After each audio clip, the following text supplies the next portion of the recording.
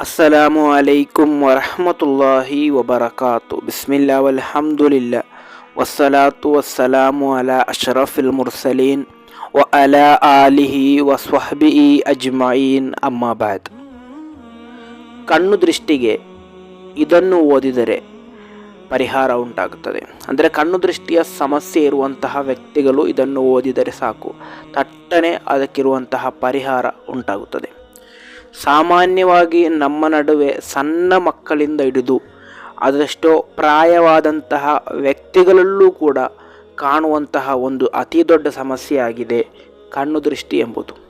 ಆ ಒಂದು ಕಣ್ಣು ದೃಷ್ಟಿಯ ಕುರಿತು ಪ್ರವಾದಿ ಸಲ್ಲಲ್ಲಾಹು ಅಲೈಹಿ ವಸಲ್ಲಮರು ಹೇಳಿದ್ದು, ಮನುಷ್ಯನನ್ನು ಕಬರಿನವರೆಗೂ ಒಂಟೆಯನ್ನು ಪಾತ್ರೆಗೂ ತಲುಪಿಸುವಂತಹ ಒಂದಾಗಿದ್ದೆ ಕಣ್ಣು ದೃಷ್ಟಿ ಎಂಬುದು. ಅಂದರೆ ಕಣ್ಣು ದೃಷ್ಟಿ ಎಂಬುದು ಸತ್ಯವಾಗಿದೆ, ಮನುಷ್ಯನನ್ನು ದುಃಖಕ್ಕೂ ತೊಂದರೆಗೂ ತಲುಪಿಸುವಂತಹ ಒಂದು ಸಂಗತಿಯಾಗಿದೆ. ಹಾಗಾದರೆ ಅದಕ್ಕೆ ಪರಿಹಾರ ಇಲ್ಲವೇ ಎಂಬಂತಹ ಪ್ರಶ್ನೆ ನಿಮಗೆ ಇರಬಹುದು. ಪ್ರವಾದಿ ಸಲ್ಲಲ್ಲಾಹು ಅಲೈಹಿ ವಸಲ್ಲಮರೇ ಅದಕ್ಕಿರುವಂತಹ ಪರಿಹಾರವನ್ನು ಹದೀಸ್ ಮೂಲಕ ನಮಗೆ ತಿಳಿಸಿದ್ದಾರೆ. ಇನ್ಶಾ ಅಲ್ಲಾಹ್ ಆ ಪರಿಹಾರವನ್ನು ನಾವು ತಿಳಿದು ನಮಗೆ ಇನ್ನು ಮುಂದೆ ಕಣ್ಣು ದೃಷ್ಟಿ ಉಂಟಾಗದಂತೆ ನಮಗೆ ನೋಡಿಕೊಳ್ಳಲು ಸಾಧ್ಯವಾಗುತ್ತದೆ. ಇಮಾಮ್ ತುರ್ಮುದಿ ರಲಿಯಲ್ಲಾಹು ಅನ್ಹುರವರು ವರದಿ ಮಾಡಿದಂತಹ ಹದೀಸ್, ಅಬಿ ಸঈದ್ ಖುದ್ರಿ ರಲಿಯಲ್ಲಾಹು ಅನ್ಹುರವರಿಂದ ನಿವೇದನೆ. ಕಾಲ ಮಹಾನರು ಹೇಳುತ್ತಾರೆ, ಕಾನ ರಸೂಲುಲ್ಲಾಹಿ ಸ್ವಲ್ಲಲ್ಲಾಹು ಅಲೈಹಿ ವಸಲ್ಲಂ, ಪ್ರವಾದಿ ಸ್ವಲ್ಲಲ್ಲಾಹು ಅಲೈಹಿ ವಸಲ್ಲಮರು ಆಗಿದ್ದರು, ಯತಅವ್ವದು ಮಿನಲ್ ಜಾನ್ನಿ ವ ಐನಿಲ್ ಇನ್ಸಾನಿ. ಪ್ರವಾದಿ ಸ್ವಲ್ಲಲ್ಲಾಹು ಅಲೈಹಿ ವಸಲ್ಲಮರು ಜಿನ್ನಿನ ಸಮಸ್ಯೆಯಿಂದಲೂ ಅದೇ ರೀತಿ ಕಣ್ಣೀರಿನ ಅಂದರೆ ಕಣ್ಣು ದೃಷ್ಟಿಯ ಸಮಸ್ಯೆಯಿಂದಲೂ ರಕ್ಷೆಯನ್ನು ಬೇಡ್ತಾ ಇದ್ದರು. ಅಂದರೆ ಅವೆರಡೂ ಕೂಡ ಮನುಷ್ಯನಿಗೆ ಸಮಸ್ಯೆಯನ್ನು ತೊಂದರೆಯನ್ನುಂಟು ಮಾಡುವಂತಹ ಸಂಗತಿಯಾಗಿದೆ. ಒಂದು ಜಿನ್ನಿನ ಸಮಸ್ಯೆ, ಅದೇ ರೀತಿ ಎರಡನೆಯದು ಕಣ್ಣು ದೃಷ್ಟಿಯ ಸಮಸ್ಯೆ.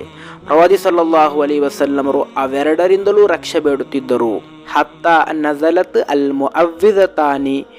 ಮುಅವ್ವಿದತಾನ್ ಸೂರತುಲ್ ಫಲಕ್, ಅದೇ ರೀತಿ ಸೂರತುಲ್ ನಾಸ್, ಈ ಎರಡು ಸೂರತ್ ಅವತೀರ್ಣಗೊಳ್ಳುವವರೆಗೂ ಪ್ರವಾದಿ ಸಲ್ಲಲ್ಲಾಹು ಅಲೈಹಿ ವಸಲ್ಲಮರು ರಕ್ಷೆಯನ್ನು ಬೇಡ್ತಾ ಇದ್ದರು.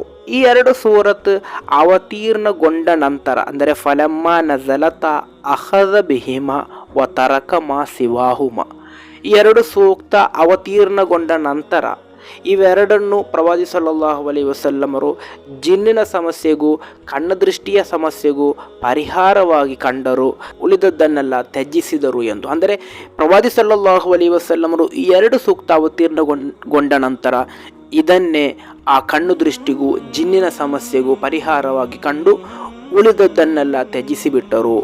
ಆದ್ದರಿಂದ ನಾವು ಕೂಡ ನಮ್ಮ ಮಕ್ಕಳಿಗೂ ಕೂಡ ಸೂರತುಲ್ ಫಲಕ್ ಅದೇ ರೀತಿ ಸೂರತುಲ್ ನಾಸ್ ಈ ಎರಡು ಸೂಕ್ತಗಳನ್ನು ಕಂಠಪಾಠ ಮಾಡಿಸಿ ನಿರಂತರವಾಗಿ ಇದನ್ನು ಓದಲು ಅವರಿಗೆ ನಾವು ಪ್ರೇರೇಪಿಸುತ್ತಾ ನಾವು ಕೂಡ ಓದುತ್ತಾ ಇರಬೇಕು.